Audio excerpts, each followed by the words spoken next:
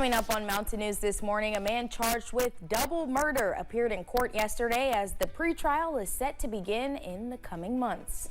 And a community is remembering the life of longtime volunteer fire and rescue chief Charlie Bell. Dedicated to Eastern and Southern Kentucky, this is WYMT Mountain News this morning. Good morning. I'm Madison Carmouche. We are at 5:31 this morning, and I don't know about you guys, but I felt a little sprinkle. I don't even want to say it too loud, but let's send it over to meteorologist Tim Drawbridge for a look at your forecast. The only thing you want to talk about when it comes to sprinkles is probably on a Sunday, meaning ice cream. Nonetheless, it's a Tuesday. And talk about a few of us feeling some raindrops heading out the door this morning. 63, a lot of clouds across eastern and southern Kentucky. And temperature-wise, we're a few degrees warmer because clouds act like a blanket. Kind of retain the heat energy closer to the ground. So we're at 67 at Jackson, 64 at Harlan, 65 London. It's also 65 in Puckville. All right, here is the visual.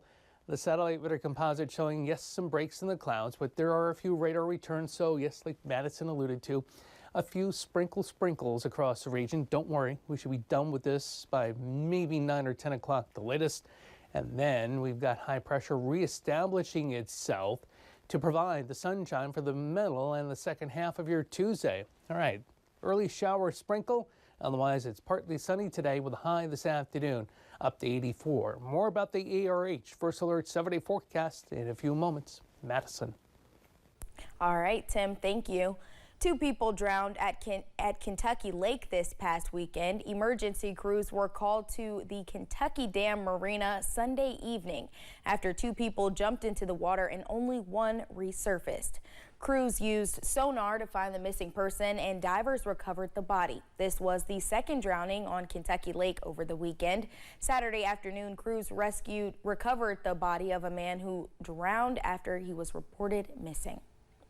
A man indicted by a Pulaski County grand jury for a double murder of 2 of his relatives answered to the charges yesterday.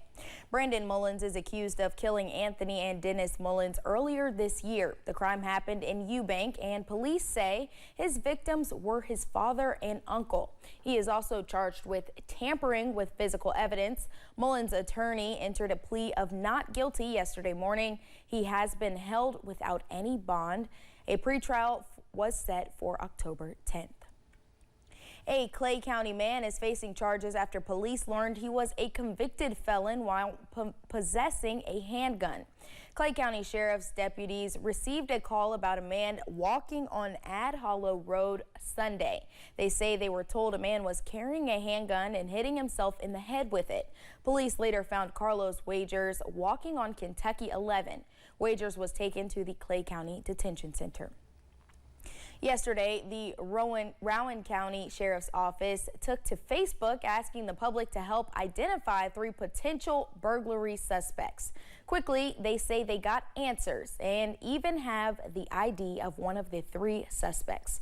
Sheriff Matt Sparks says the 3 people were in the surveillance video where it was time-stamped just after midnight on July 13th. That burglary happened at a home on Rice Road. People are tired of being victim. They're tired of working every day, trying to pay for things they need for their family, only to go home and somebody's broke in and stole it while they were gone. Sheriff Sparks says in both small and larger communities alike, the images of the newer home surveillance cameras are providing a clearer picture than the pixelated cameras of the past. A Harlan County man is facing charges after he reportedly stole a vehicle. The incident happened last week when Harlan PD was dispatched to storage buildings at a mall. After a man told police that his vehicle was stolen, police obtained footage from a bank. From that footage, they noticed a man getting into the vehicle. Police later found the vehicle, which is where Eric Farmer was camping. He was taken to the Harlan County Detention Center. A former UK student accused of assault on campus has pleaded guilty. According to court officials, Sophia Rosing pleaded guilty. She was previously indicted by a grand jury on 6 counts. As a part of a plea deal, the assault third-degree charge against her was amended to assault fourth-degree minor injury. The incident happened in 2022 when video showed Rosing in a dorm hitting and shouting racial slurs at a black student worker. 2 men have been arrested in connection to a shooting on the campus of Vanderbilt University in Nashville during the weekend.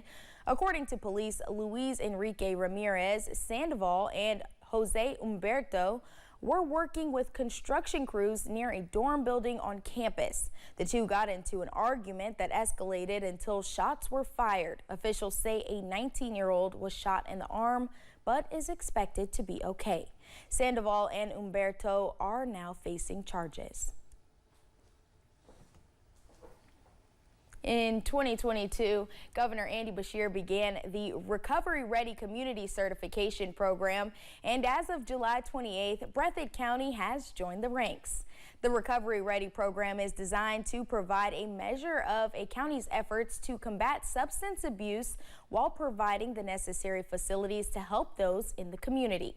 While going through the application process, officials in Breathitt County were surprised by the amount of resources they had available. Them a lot of opportunities to get the help that they need. It provides a lot of different resources. We live here and we're here every day, but when we started working on this application, we were actually surprised at how many resources and how many options were actually available in our community for our citizens. Gaddis says they are now focusing on making other counties recovery ready certified. The Wolfe County Search and Rescue Team ventured out of the woods and onto the water for a day of training and team building. On Sunday, they were on Cave Run Lake where they trained on boat operations, safety measures, and practice using their side scan sonar. The dive team also conducted search and recovery exercises off the shoreline to depths of 30 feet. People are continuing to mourn the loss of longtime former Vico Sassafras volunteer fire and rescue chief Charlie Bell. At 1 this afternoon, Bell's funeral will take place at the Hindman Funeral Services Chapel. WYMT's RJ Johnson spoke with members of the department about the impact he had on his community. For 50 years, Charlie Bell served in the Vico Sassafras Volunteer Fire and Rescue. He also served as chief for 40 of those years. Sandra Wooten worked alongside Bell for several years, saying he was always there for his friends, family, and community. Charlie wasn't just a friend to us, he was a friend to a lot of people. He drove the church bus at his church for years, and it's a big loss for all of us. He was good to us. Just he was always really, really good to me. And being a woman on a department at that time, that was a wonderful thing. Bell died on Saturday. He was 76 years old. It's going to be hard to know that he's not here to come down and check on us. Scott Jones says Bell was much more than a chief, but a friend. Charlie was the type of leader that you didn't really look at him as a leader. He'd be in there getting his hands dirty with you right beside you. He'd never let you do anything by yourself. Charlie never wanted anybody to leave a stone unturned. He was always about his family and friends, like I said before, but God first. And he was always pushing everybody to be better than what they was. Saying he worked hard to move into the new station in 2011. He worked with us so hard to get this building. I mean, it took years and years and years. And he finally got the funding, you know, and got it all started. When we started on this, each piece that went down, each beam, each thing that went into this building. It was part of Bell's mission of improving his community. He was always looking for ways to better his community. And that's one of the reasons that he was such a good leader in the community. He'd stand up. He was a voice for the community most times. Leaving behind a legacy that will continue to live on. In Vico, RJ Johnson, WYMT Mountain News. An Eastern Kentucky firefighter is recovering after being injured battling a house fire. The Richland Fire Department was called to a car and house fire Sunday afternoon on Aquarius Drive in Knox County. Crews say a firefighter was hurt while putting out the mobile home fire. They were treated at the scene for minor injuries. Still to come, Disney honored one of their legends over the weekend who had the best of both worlds. And weather-wise this morning, waking up to some nice temperatures, still a good feel to the air. How long can we push it, right? Details with your First Alert 7-day forecast coming up right after this.